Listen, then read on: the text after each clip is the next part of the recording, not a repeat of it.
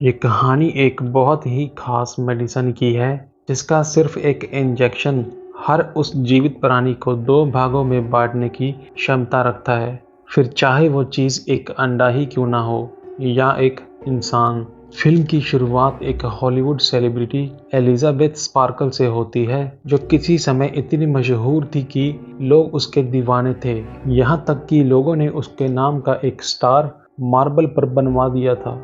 पर किसी ने सच ही कहा है, 4 दिन की ये जवानी ना बहुत जोश में आ।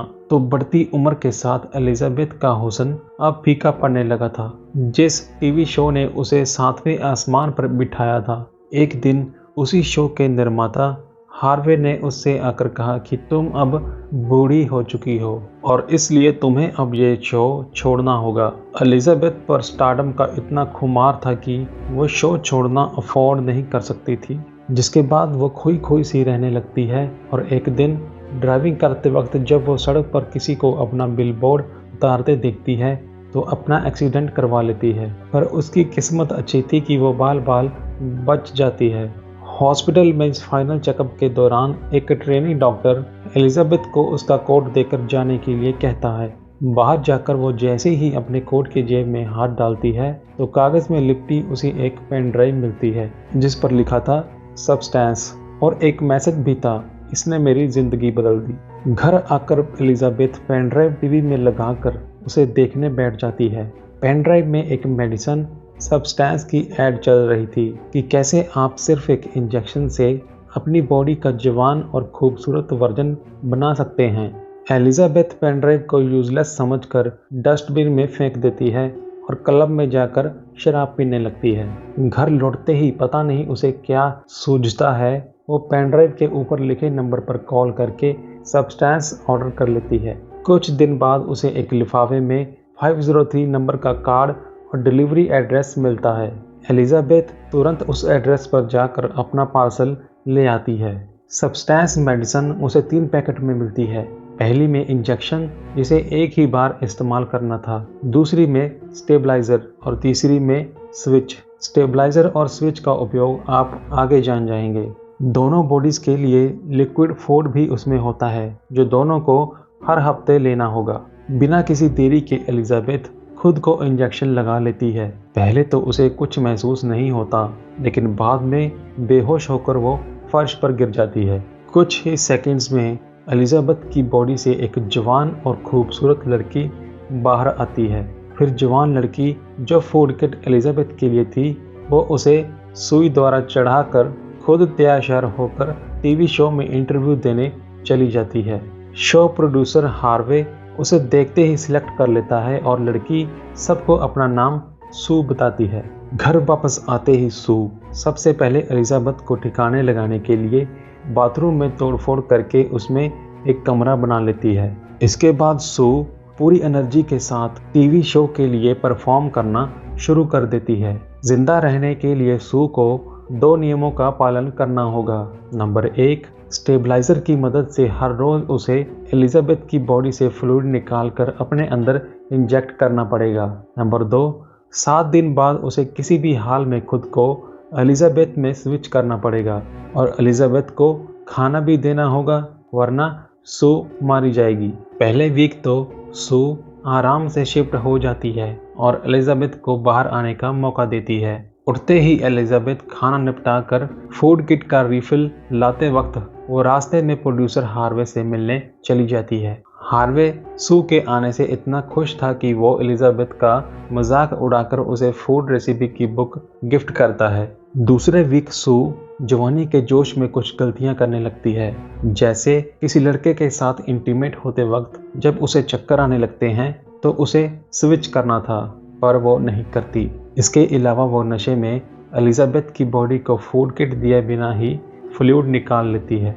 मज़े करने के बाद जब सू स्विच करती है तो सू द्वारा कुछ घंटे ज़्यादा लेने के कारण एलिजाबेथ के हाथ की एक उंगली बूढ़ी हो चुकी थी, जिसे देखने के बाद वो सब्सटेंस कंपनी के नंबर पर कॉल करके सू की कंप्लेंट करती है। फ़ोन की दूसरी तरफ बैठा आदमी कहता है कि आप दोनों को बैलेंस बनाकर चलना चाहिए।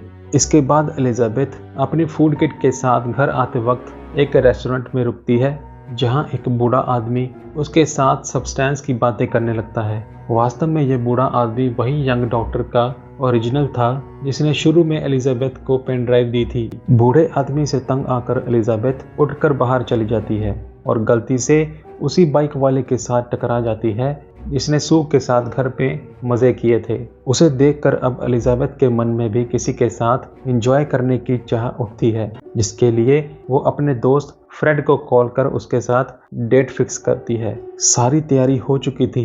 एलिजाबेथ सुंदर सी ड्रेस पहनकर डेट के लिए बस निकलने ही वाली थी कि हर बार सू का पोस्टर उसके सामने आ जाता, जिसे देखने पर उसे जेलसी फील होने लगती है। वो इतना गुस्सा हो जाती है कि फ्रेड लगातार उसे मैसेज कर रहा था पर वो उसका कोई जवाब नहीं देती।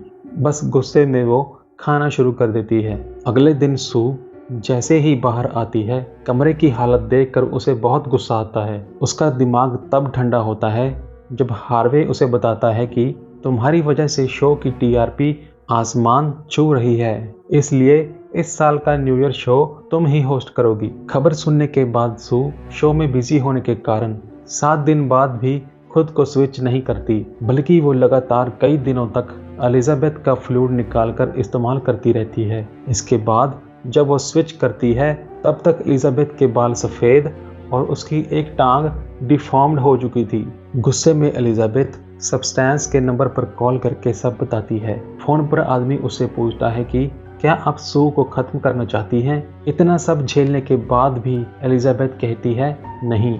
अब एलिजाबेथ किसी से मिल नहीं सकती थी, तो वो टीवी शो देखते हुए किचन में खाने की अलग अलग डिशेस बनाने लगती है। टीवी पर सू का इंटरव्यू चलते देख उसे बहुत चिढ़ होती है।